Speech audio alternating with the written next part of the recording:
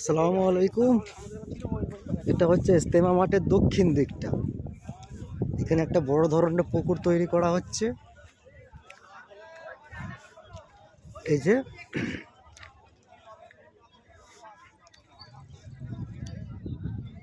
সম্ভবত গোসল কিংবা উজু করার জন্য, বাকি মাটিটাও জেসিবি দিয়ে কাটা হবে।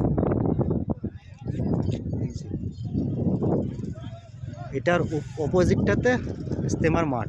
এই যে প্যান্ডেল ঘেরা হয়ে গেছে দিকটা, আর এদিকে ক্যান্টিন আছে, সব কিছুর ব্যবস্থায় আছে। ওদিকটা একটু দেখাচ্ছি আপনাদের করে। এটা ইজতেমা মাঠের দক্ষিণ দিকটা, মানে রাস্তা থেকে পুইনানের রাস্তা থেকে ডান দিকে পড়বে ইজতেমা মাঠ, প্রথমে পড়বে ক্যান্টিন, বাথরুম, মাঝখানে হচ্ছে ইজতেমার মেন মাঠ যেখানে হবে ওয়াজ, আর দু সাইডে আছে ক্যান্টিন। এটা দক্ষিণ দিকটা। এই যে মাঝখানটাই ইজতেমা মাঠ, ও পাশে ক্যান্টিন, এ পাশেও ক্যান্টিন।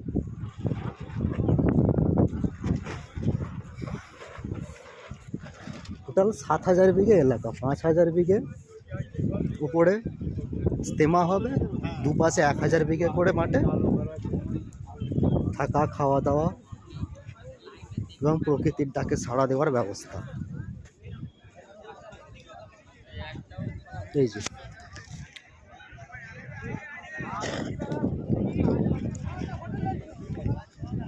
এই যে canteen number 1, Ijtema Maidan, Howrah.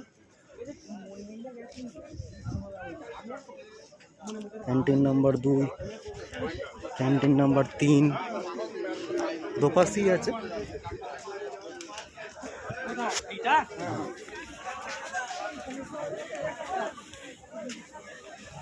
Canteen number 4,